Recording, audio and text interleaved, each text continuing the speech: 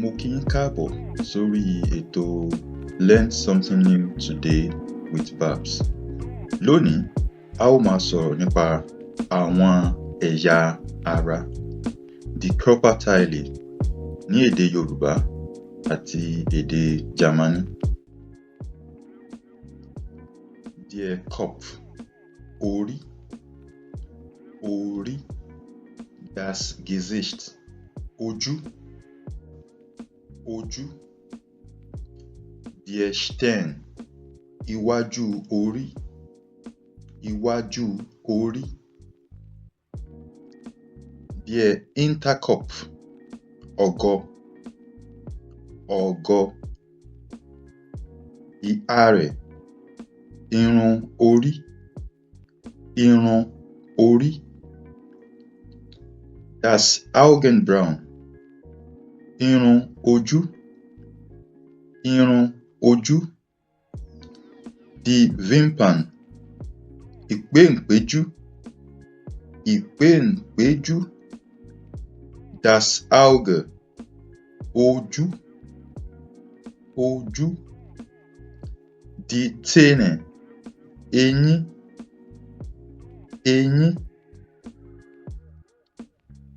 die Nase, imú, das Ohr, etí, der Mund, ẹnu, die Wange, ẹ̀rẹ̀kẹ́, die Zunge, ahọ́n.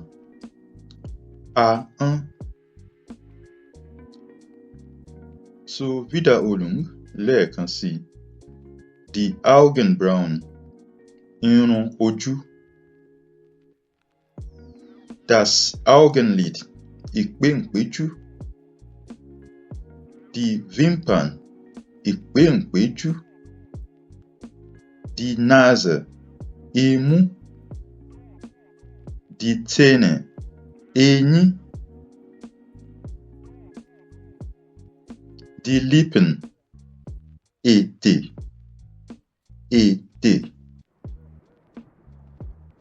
Das Kinn, àgbọ̀n. Der Nacken, ẹ̀yìn ọrùn. Der Hals, ọrùn. Der Rücken, ẹ̀yìn.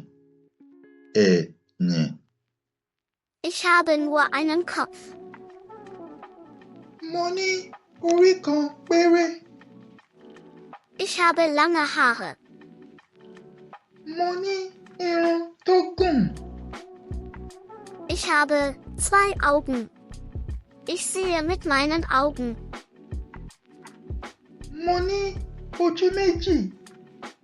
Mo máa ń ríran pẹ̀lú ojú mi. Meine Zähne sind weiß wie Schnee. Eyín mi funfun bí yìnyín. Ich rieche mit meiner Nase. Mo máa ń gbóòórùn pẹ̀lú imú mi. Ich esse mit meinem Mund. Mo máa ń jẹun pẹ̀lú ẹnu mi. Ich habe 2 Ohren. Ich höre mit meinen Ohren. Mo ní etí méjì. Mo máa ń gbọ́ràn pẹ̀lú etí mi. Der Schnurrbart, irunmú. Der Bart, irùngbọ̀n.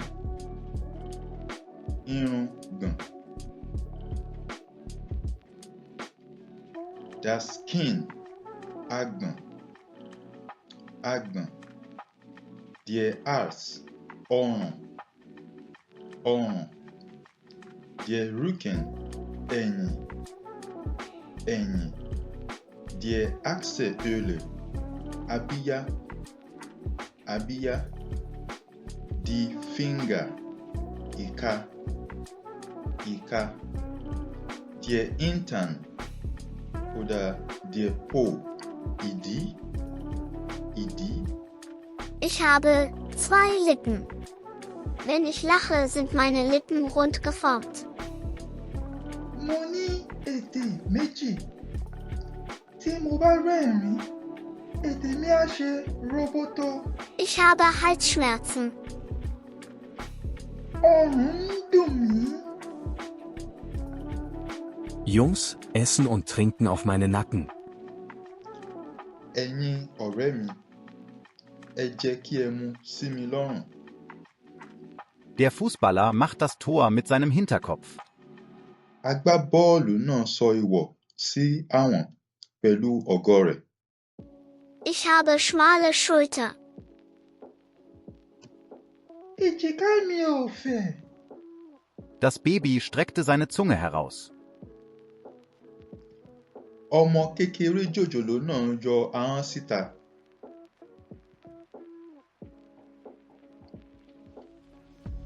Die Finger. Ìka. Die Handfläche. Àtẹ́lẹwọ́. Àtẹ́lẹwọ́. Die Hand. Ọwọ́. Ọwọ́. Das Handgelenk. Ọrùn ọwọ́. Ọrùn ọwọ́. Der Unterarm. Apá.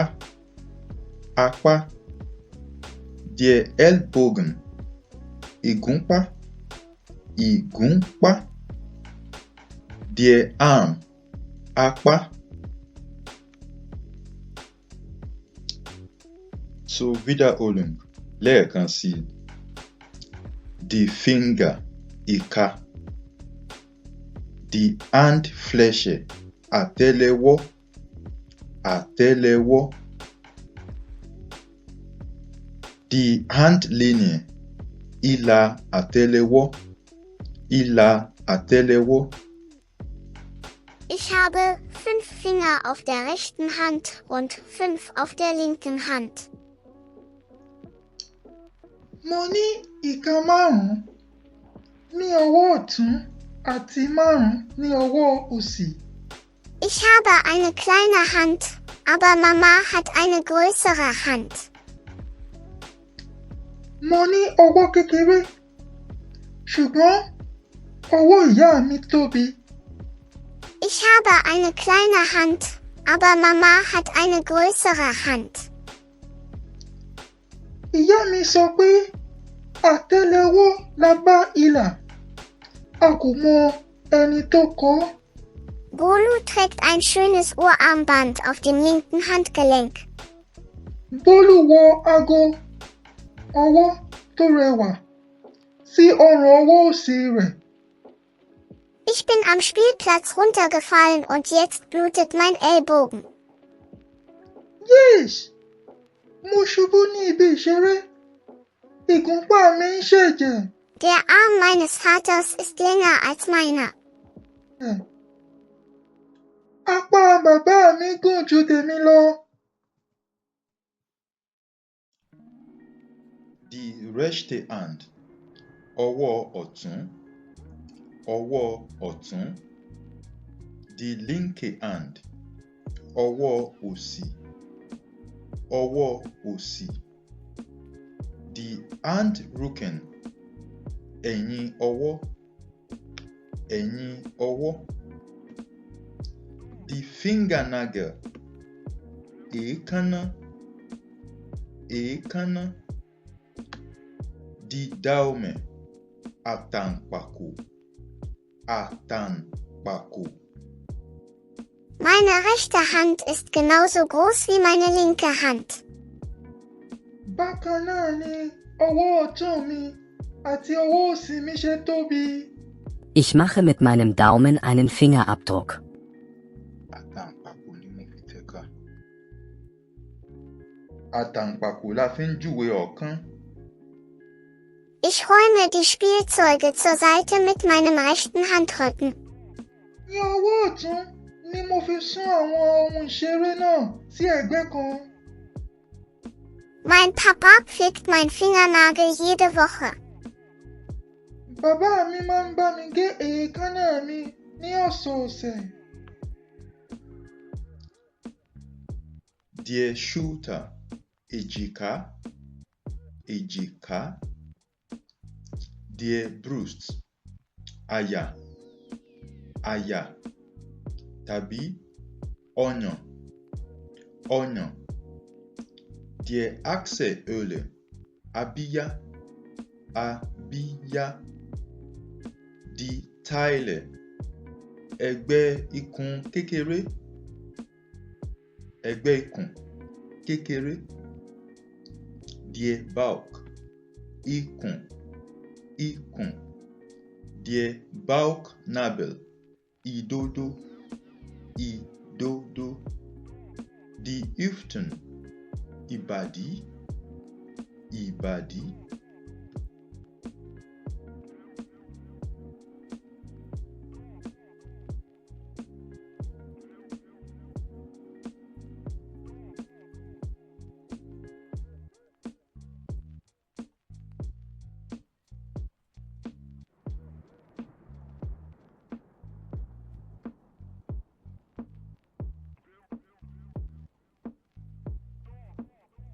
Zur Wiederholung. Lẹ́ẹ̀kan sí. Der Bauchnabel, ìdodo. Der Bauch, ikùn. Der Oberschenkel, itan. Der Unterschenkel, ojúgun. Das Knie, orúnkún. Mein Onkel hat breite Schulter. Er geht jeden Tag zum Fitnessstudio. Àbúrò bàbá mi ní èjìká tó fẹ̀. Wọ́n máa ń gbé irin ní ojoojúmọ́. Das Herz liegt in dem Brustbereich. Ein neugeborenes Baby wird mit der Flüssigkeit aus der Brust der Mutter gestillt. Abala àyà ni ọkàn wà. Omi inú ọmú ni ọmọ tuntun máa ń mu. Wenn ich viel esse, wird mein Bauch sehr groß. Lẹ́yìn tí n bá jẹun tó pọ̀, ikùn mi máa yọ. Das ist mein Bauchnabel. Ìdodo mi rèé. Sie trägt ein Gürtel rund um ihre Taille. Ó so ìgbànú mọ́ ìbàdí. Hüften lügen nicht beim Tanzen. Ìbàdí ni ijó wà. Das Bein, ẹsẹ̀, ẹsẹ̀. Der Hinterfuß, gìgìrísẹ̀, gìgìrísẹ̀. Der Fußsohle, abẹ́ ẹsẹ̀, abẹ́ ẹsẹ̀. Der Oberschenkel, itan. Das Knie, orúnkún. Der Unterschenkel, ojúgun. Der Knöchel, kókósẹ̀, kókósẹ̀.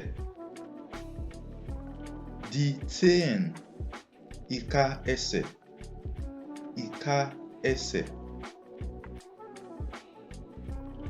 Das Knie, orúnkún, orúnkún.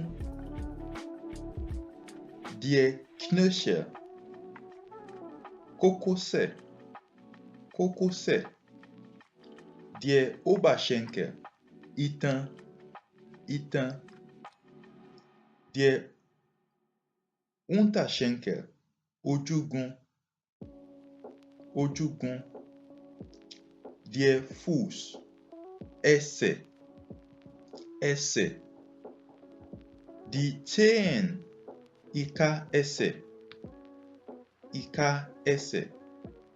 Ein Yoruba-Mädchen geht auf die Knie, wenn sie ihre Eltern am Morgen grüßt. Ọmọbìnrin Yorùbá máa ń kúnlẹ̀ pẹ̀lú orúnkún rẹ̀ láti kí àwọn òbí rẹ̀ ní òwúrọ̀. Als ich klein war, war mein Oberschenkel ganz dünn, nun ist es sehr groß. Nígbà tí mo wà ní kékeré, ìtàn mi kéré, àmọ́ ní ìsìn, ìtàn mi ti tóbi gan. Die Fußballer haben einen Schienbeinschoner getragen, um ihr Unterschenkel zu schützen. Àwọn agbábọ́ọ̀lù máa ń wọ ohun ìdáàbòbò ojúgun láti lè dáàbòbò ojúgun wọn. Mo ní ìka 5 ní ẹsẹ̀ ọ̀tún àti ti òsì. Kannst du mir dein Knöchel zeigen? Fi kókósẹ̀ rẹ hàn mí. Ich pflege jeden Monat meinen Hinterfuß. Ní oṣooṣù ni mo máa ń ṣe gìgírísẹ̀ mi ní oge.